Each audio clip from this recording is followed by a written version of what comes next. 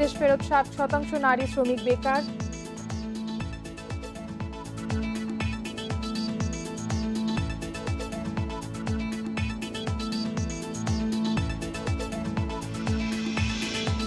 অনিবন্ধিত সমবায় সমিতি ও ক্ষুদ্র ঋণ প্রতিষ্ঠানের কার্যক্রম তদন্তের নির্দেশ হাইকোর্টের, লাইসেন্স না থাকলে বন্ধ।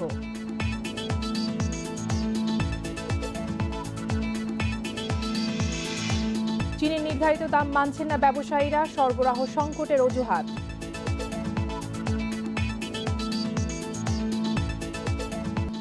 আমন্ত্রণ অর্থনীতি সারাদিন, আপনাদের সঙ্গে আছে আমি কপ্তিয়া মুমতাহানা। শুনছিলেন শিরোনাম, এবারে জানাবো বিস্তারিত। বিদেশ থেকে দেশে ফিরে আসা 60% নারী শ্রমিক এখন বেকার, আর 61% নারী ঋণগ্রস্ত। সোমবার ইনস্টিটিউট অব লেবার স্টাডিজ বিলসের এক প্রতিবেদনে তথ্য জানানো হয়। দেশের 3 জেলার 12 উপজেলার তথ্য মতে প্রতি 3 জনে একজন নারীর আর্থসামাজিক অবস্থার অবনতি হয়েছে। তাদের পুনর্বাসনে সরকারের নেওয়া নীতির কোনো বাস্তবায়ন নেই বলেও জানায় বিলস। সংসারের হাল ধরতে পরিবার পরিজন ফেলে অনেক নারী পাড়ি জমান সৌদি আরব সহ বিশ্বের বিভিন্ন দেশে। বেসরকারি সংস্থা ব্র্যাকের তথ্য অনুসারে বর্তমানে প্রবাসে বাংলাদেশি শ্রমিকের সংখ্যা 1,20,00,000-এর বেশি। এর মধ্যে 10 লাখই নারী। সংবাদ সম্মেলনে বিলস জানায় প্রতি মাসেই 200 থেকে 300 নারী শ্রমিক দেশে ফিরে আসছেন। গেল 15 বছরে চট্টগ্রাম, যশোর ও ফরিদপুরের 12 উপজেলার 3,644 জন নারী বিভিন্ন দেশ থেকে এসেছেন। এদের 323 জনকে নিয়ে করা বিলসের গবেষণায় দেখা যায় 60% নারী এখন বেকার। 38% নারীর অভিযোগ বিদেশে যাওয়ার পরে শারীরিক নির্যাতনের শিকার হয়েছেন তারা। গবেষণায় উঠে আসে ফিরে আসা 52% অভিবাসী নারীদের সামাজিক অবস্থারও পরিবর্তন ঘটেছে। হয়রানি ও মজুরি কম পাওয়া তাদের ফিরে আসার প্রধান কারণ বলছে বিলস। সেখানে যাওয়ার পরে তার প্রত্যাশা এবং প্রাপ্তির মধ্যে একটা বড় ধরনের গ্যাপ তৈরি হয় এবং সেখানে তার অধিকারটা কোনোভাবেই সে আর পায় না, সে তখন ফিরে আসতে বাধ্য হয়। এখানে হ্যারাসমেন্ট একটা অনেক বড় ধরনের একটা কারণ। বিদেশ ফেরত এসব নারীদের স্বাভাবিক জীবনে ফিরিয়ে আনতে সরকার বিভিন্ন পদক্ষেপ নিলেও তার সঠিক বাস্তবায়ন হচ্ছে না বলে মনে করেন গবেষকরা। বিএমইটিকে দায়িত্ব দেওয়া হয়েছিল, বাট আমরা আসলে রিটেনিংদের কোনো ডাটাবেজ আসলে আনএভেলেবল। যে স্কিলটা নিয়ে এসেছেন অর্জন করে সেইটা যাতে তাদেরকে সার্টিফিকেট দেওয়া যায় যে এটা সব জায়গায় আসলে গ্রহণ করা হবে, এই স্কিলটা সার্টিফিকেশনের ব্যবস্থা করা যায়, সেই রকম একটা পলিসি প্রভিশনের কথা বলা হয়েছে, বাট আদতে এরকম কোনো ইমপ্লিমেন্টেশন হয়েছে আমরা দেখিনি। বিলসের মতে নারী শ্রমিকদের বিদেশে পাঠানোর আগে যথাযথ তথ্য ও প্রশিক্ষণের ব্যবস্থা করা হয় না। ফলে তাদের প্রত্যাশা ও নিয়োগদাতা দেশ থেকে পাওয়া সুবিধার মধ্যে সমন্বয় হয় না বলেও মত সংস্থাটির। Irin Khatun, independent news, Dhaka.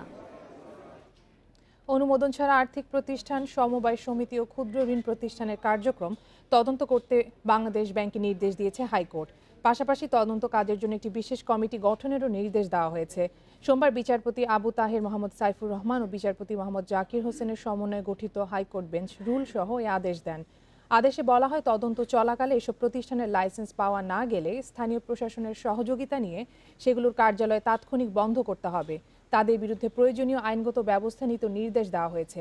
একই সঙ্গে 45 দিনের মধ্যে স্থানীয় ঋণ বিতরণকারীদের তালিকা আদালতে দাখিল করতে মাইক্রো ক্রেডিট রেগুলেটরি অথরিটিকে নির্দেশ দিয়েছেন হাইকোর্ট।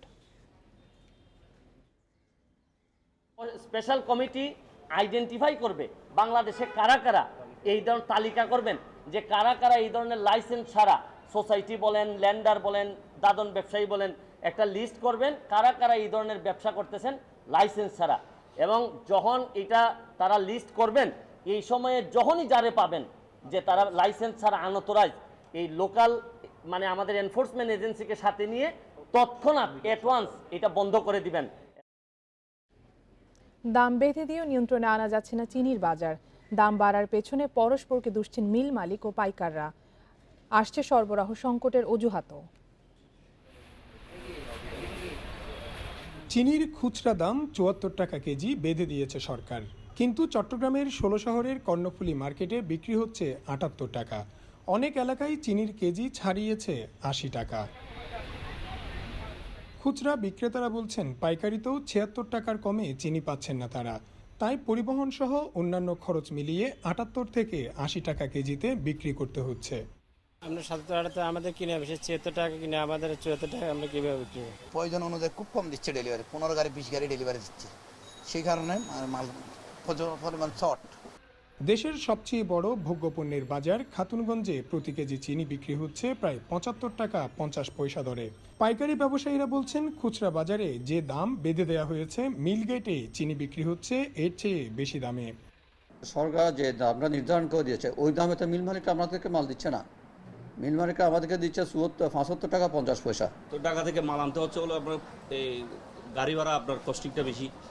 আমরা ঢাকার মাল চলতেছে আপনার ধরুন ২৮০০ টাকা বা ২৭৫০ টাকা ৫৫ টাকা। গাড়ি ভাড়া পড়তা বেশি হয়ে যায়, ৩০ টাকা ২৭ টাকা ৩০ টাকা। তো প্রত্যেক কস্টিং অনুযায়ী আমার এখানে বেশি হচ্ছে। তবে ব্যবসায়ীদের অভিযোগ মানছেন না চিনি পরিশোধনকারী প্রতিষ্ঠানগুলো। তারা বলছে সরকারের নির্দেশনা মেনে মিল গেটে সর্বোচ্চ ৭২ টাকা কেজি দরে চিনি বিক্রি হচ্ছে, নেই সরবরাহ সংকটও। ভোক্তাধিকারে বলা হয়েছে যে আপনারা কাগজ দেখেন কিরমে কিনছে, আমরা তো বিল দিয়ে দিয়েছি। গভর্নমেন্টের রেটে আমরা কি পরিমাণ চিনি মার্কেটে দিচ্ছি, তাদের থেকে দিচ্ছি, এই রিপোর্ট আমরা প্রতিনিয়ত গভর্নমেন্টের বিভিন্ন অর্গানাইজেশনের কাছে সাপ্লাই করছি। দেশের চিনির বাজারের প্রায় ৯০%-এরও বেশি নিয়ন্ত্রণ বেসরকারি মিল মালিকদের হাতে।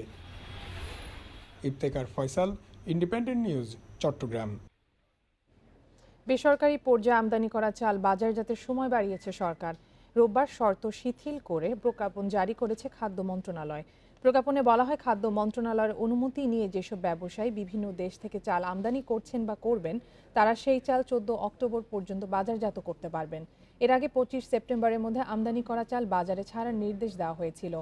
আদেশে বলা হয়, চাল আমদানির জন্য বরাদ্দ পাওয়া প্রতিষ্ঠানগুলোর মধ্যে যারা ঋণপত্র বা এলসি খুলেছেন কিন্তু এখনো বাজারজাত করতে পারেননি তাদের জন্য সময় ১৪ অক্টোবর পর্যন্ত বাড়ানো হয়েছে।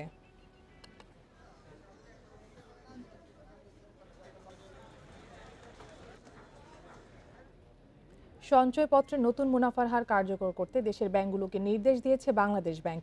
রোববার প্রজ্ঞাপন জারি করে এ বিষয়ে নির্দেশনা দিয়েছে কেন্দ্রীয় ব্যাংক। গত ২১ সেপ্টেম্বর অভ্যন্তরীণ সম্পদ বিভাগ সঞ্চয়পত্রের মুনাফার হার কমিয়ে প্রজ্ঞাপন জারি করে। এতে বলা হয়, ১৫ লাখ টাকা বা তার কম মূল্যের সঞ্চয়পত্র কিনলে মুনাফার হার আগের মতোই থাকবে। যারা নতুন করে সঞ্চয়পত্র কিনবেন শুধু তাদের জন্য নতুন হার কার্যকর হবে। আগের কেনা সঞ্চয়পত্রের মেয়াদ শেষ হওয়ার পর সেটি পুনঃবিনিয়োগ করলে নতুন মুনাফার হার কার্যকর হবে। বর্তমানে সবচেয়ে বেশি ১১.৭৬% মুনাফা পাওয়া যায় পেনশনার সঞ্চয়পত্র থেকে, যা নতুন নিয়ম অনুযায়ী ১৫ লাখ টাকার বেশি বিনিয়োগে মুনাফা কমেছে ১ থেকে ২% পর্যন্ত।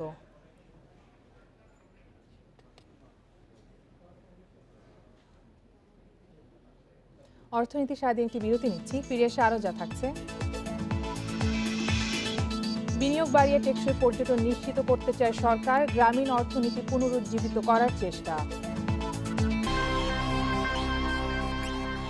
বিরতির পর আবার আমন্ত্রণ অর্থনীতি সারাদিনে। বিশ্বের কাছে দেশের ভাবমূর্তি তুলে ধরতে ১ অক্টোবর থেকে দুবাইয়ে অনুষ্ঠিতব্য ওয়ার্ল্ড এক্সপোতে বাংলাদেশ অংশ নিচ্ছে বলে জানিয়েছেন বাণিজ্যমন্ত্রী টিপু মুনশি। সোমবার সচিবালয়ে সংবাদ সম্মেলনে তথ্য জানান তিনি। মন্ত্রী জানান, ৬ মাসব্যাপী ওয়ার্ল্ড এক্সপোতে আগামী ৮ মার্চ নারী দিবসের আয়োজনে প্রধানমন্ত্রীকে আমন্ত্রণ জানানো হবে। বাংলাদেশ প্যাভিলিয়নের এক্সিবিশন টাইটেল নির্ধারিত হয়েছে টেকসই উন্নয়নের দিকে অদম্য বাংলাদেশ। এতে দেশের আর্থ-সামাজিক উন্নয়ন, অগ্রগতি, সাফল্য ও বাণিজ্য সম্ভাবনা তুলে ধরা হবে।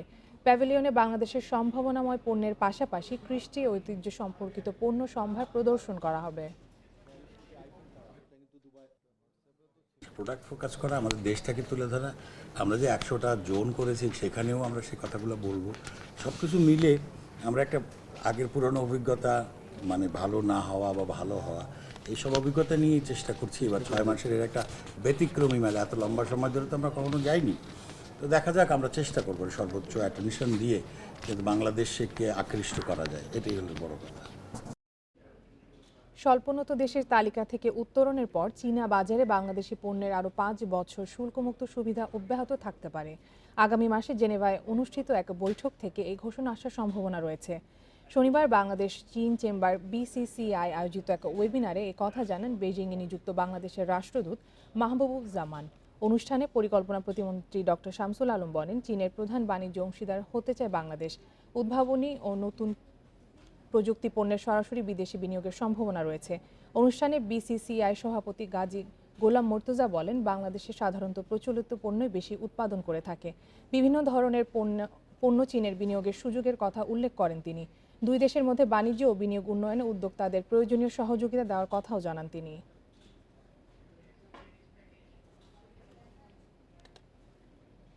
বিশ্ব দরবারে দেশের পর্যটন শিল্পকে কার্যকরভাবে তুলে ধরতে এবং দেশি বিদেশি বিনিয়োগ আকর্ষণে কাজ করছে সরকার। টেকসই পর্যটন নিশ্চিত করার পাশাপাশি পুনরুজ্জীবিত করা হবে গ্রামীণ অর্থনীতি। রাজধানীর আগারগাঁওয়ে বিশ্ব পর্যটন দিবসের আলোচনায় এসব কথা বলেন পর্যটন প্রতিমন্ত্রী মাহবুব আলী।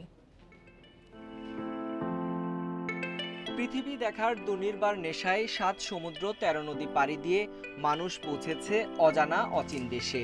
সভ্যতা বিকাশের সঙ্গে সঙ্গে পর্যটনের রূপ, প্রকৃতি এবং সেবার মানেও এসেছে পরিবর্তন।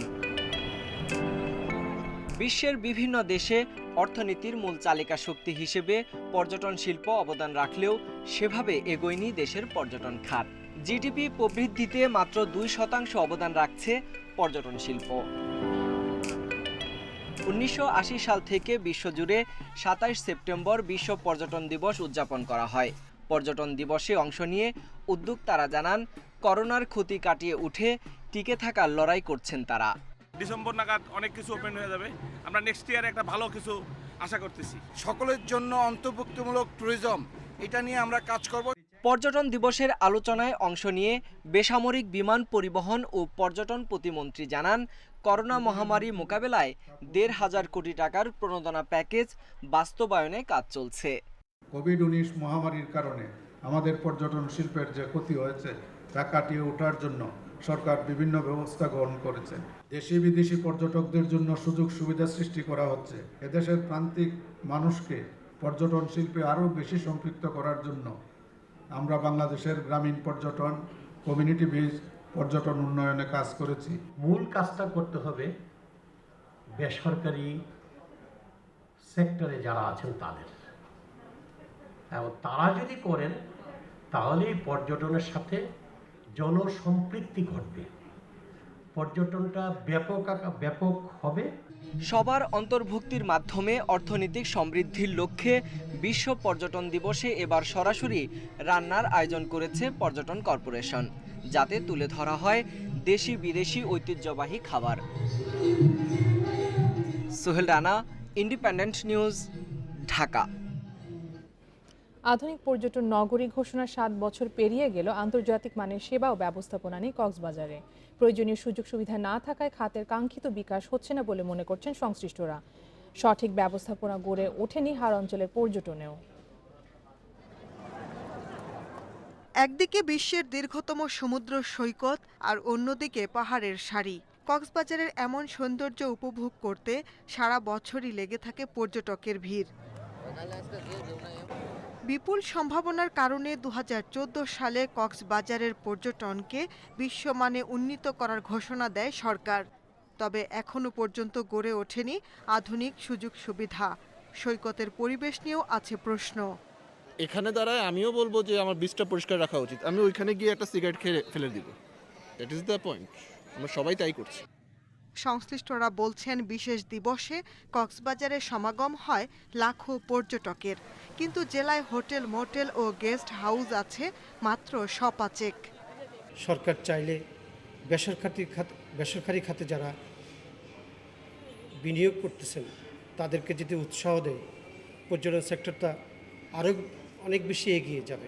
স্পেশালাইজড যে পর্যটন কেন্দ্রগুলি তৈরি করার জন্য, বিদেশিদের কাছে আকর্ষণীয় হিসাবে গড়ে তোলার জন্য, আপনি জানেন সাবগ্রামে সেখানে এক্সক্লুসিভ ট্যুরিজম জোন তৈরি করা হচ্ছে। লকডাউনের দীর্ঘ বন্ধের পর পর্যটক সমাগম বাড়তে শুরু করেছে সুনামগঞ্জের টাঙ্গুয়ার হাওর সহ বিভিন্ন হাওরাঞ্চলে। কিন্তু অপরিকল্পিত পর্যটনের কারণে হুমকির মুখে পড়ছে হাওরাঞ্চলের জীববৈচিত্র্য। অব্যবস্থাপনা রোধে দাবি উঠেছে সুনির্দিষ্ট নীতিমালার। একজনের নৌকা মাঝে খাইয়ে ফালা দিলে তো আমরা ধরে রাখতে পারি না, আর আমরা নৌকার দোকানে যারা বেচে তারা ওই নৌকার মাঝে বেগো বুড়িয়া পরে আমরা পানিতে ডুবাই যাই।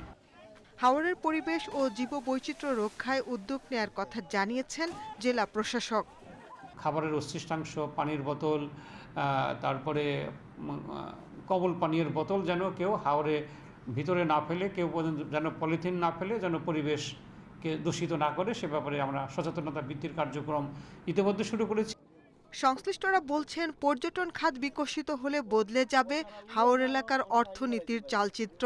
প্রয়োজন শুধু সঠিক পরিকল্পনা। Shahnaz Parveen, Independent News desk. এগিয়ে চলছে পদ্মা সেতু নির্মাণ কাজ। রোড স্ল্যাব বসানোর পর শেষ হয়েছে পরীক্ষামূলক কার্পেটিংয়ের কাজও।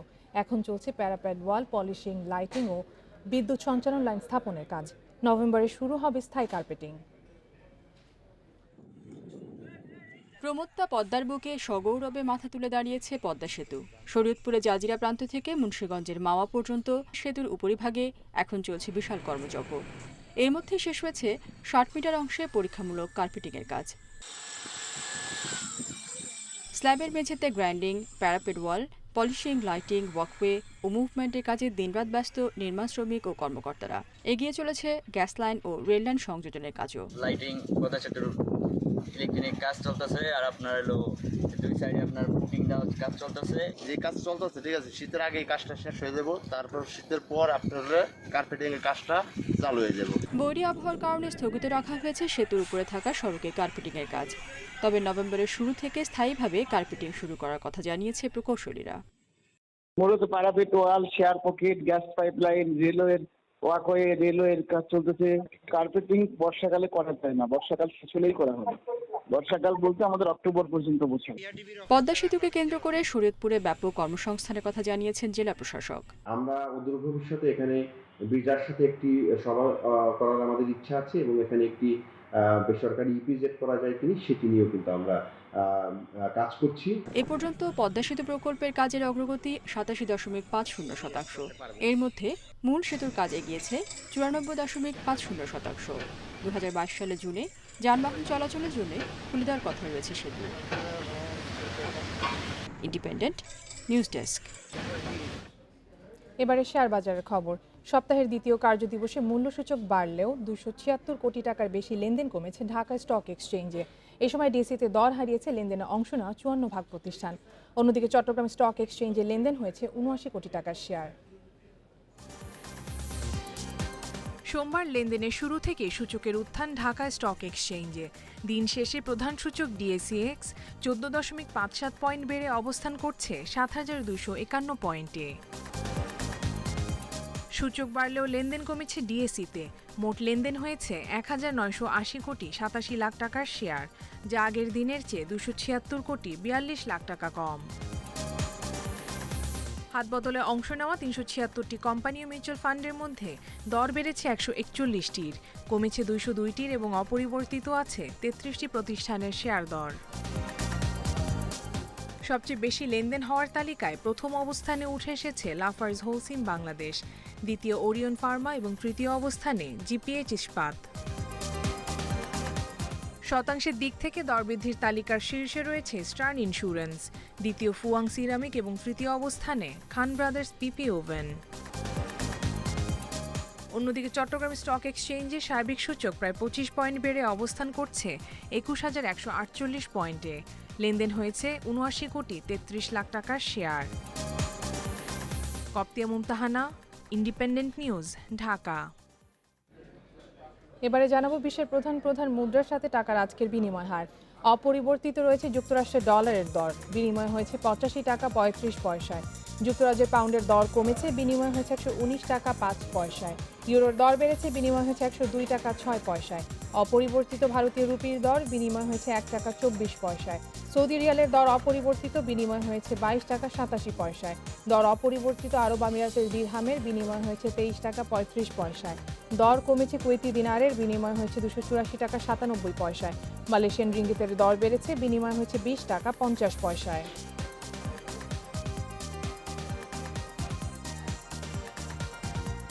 এই ছিল আজকের অর্থনীতি সারাদিনে। ইন্ডিপেন্ডেন্ট টেলিভিশনের সব খবর আরও জানতে চোখ রাখুন ফেসবুক, ইউটিউব এবং টুইটারে। আমন্ত্রণ আমাদের পরের আয়োজনে।